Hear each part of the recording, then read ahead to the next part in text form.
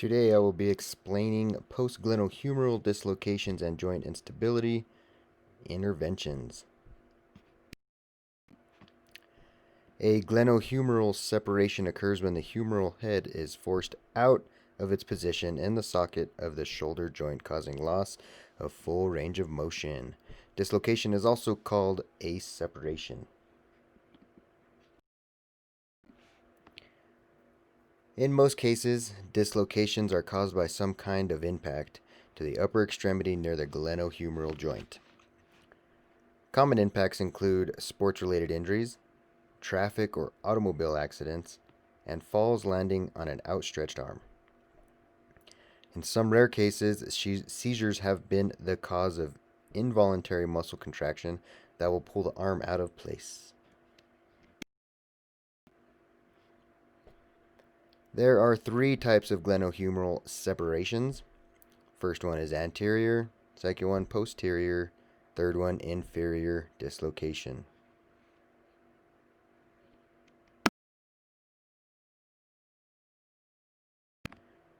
The first dislocation is called an anterior dislocation. Given by its name, it dislocates anteriorly. Anterior dislocation is the most common among the three, occurring approximately 95 to 97% of the time.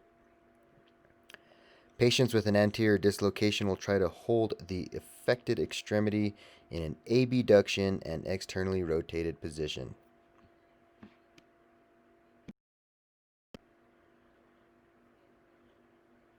The second dislocation is called a posterior dislocation. Again, given by its name, it is dislocated posteriorly, happening 2 to 4% of the time.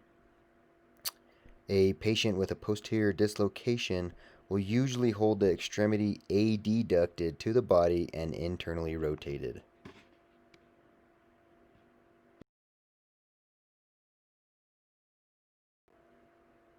Last of the three is an inferior dislocation, a very rare dislocation.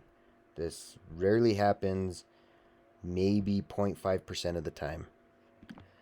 Dislocation can also be referred to luxatio erecta.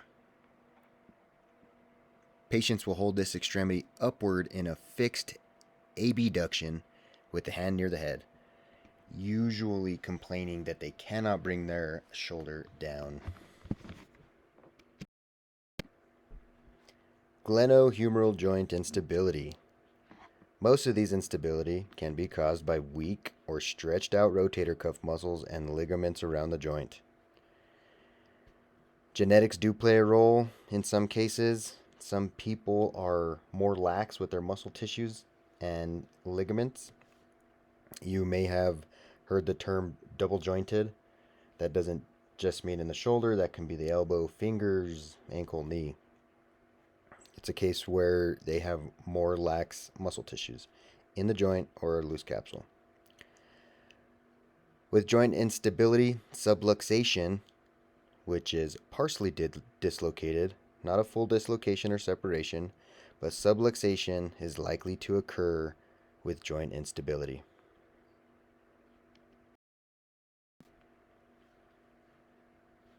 Sometimes, with connective tissues being genetically too lax, these individuals may experience a subluxation or separation with little pain or discomfort. These individuals are usually able to manage themselves by knowing how to slide that humerus back into the cuff. I know this through experience. I've done it before myself. It still is a little painful, but very manageable.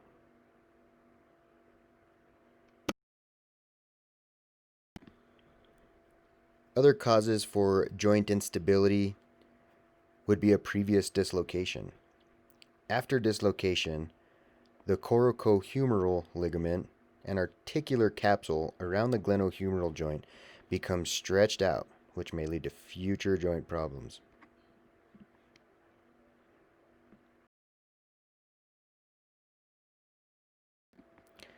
Statistically speaking, the most common occurrence is with teenage boys and young men in their 20s.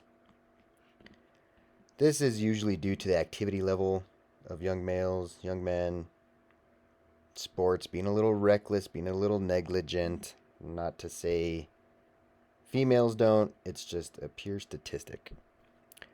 All sports or activities involving continuous overhead movement or high impacts.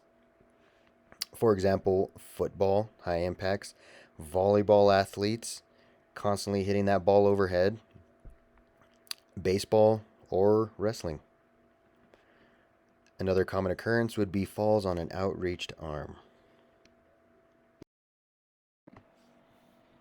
Some other common occurrences involve automobile or traffic accidents. This includes off road vehicles, dirt bikes, four wheelers, anything motorized basically. With these high impacts, your glenohumeral joint is very susceptible to dislocation or subluxation. And that's not just your shoulder joint, that can be any joint really. High impacts are very dangerous. Another occurrence is with our elderly.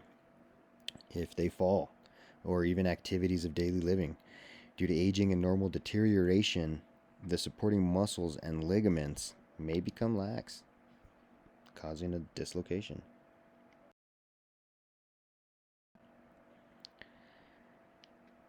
Part of the healing process is usually 2 to 3 weeks in a sling to immobilize the joint while in the reparative process. After 2 to 3 weeks, strength training will begin for the supporting muscles. The key goal here is to regain full range of motion.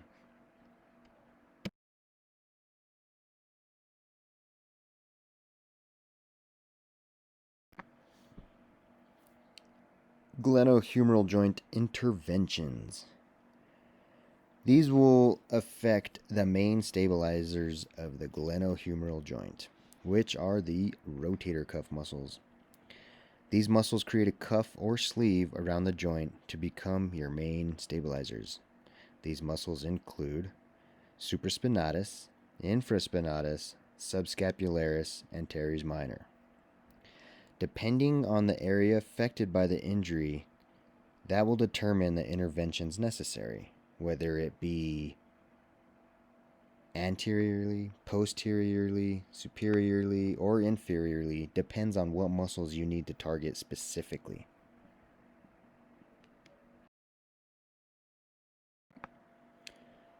Goals for interventions, again, are to regain full range of motion and strength.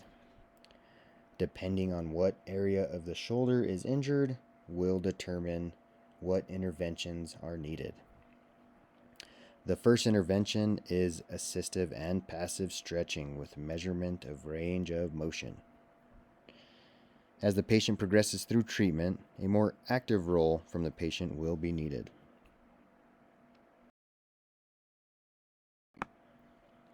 As the patient begins to take a more active role, non-weight bearing and static strengthening exercises can be performed. As the patient builds strength, TheraBand exercises, including mobility exercises and scapula setting exercises, can also be performed. Usually at this point in time, we'll bring in light to medium weight bearing exercises, as well as a reevaluation test of strength and range of motion.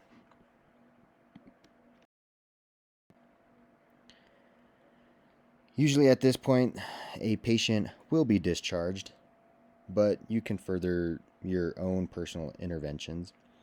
So once a patient has been tested and measured with positive outcomes, resistant and heavy strength training can be performed.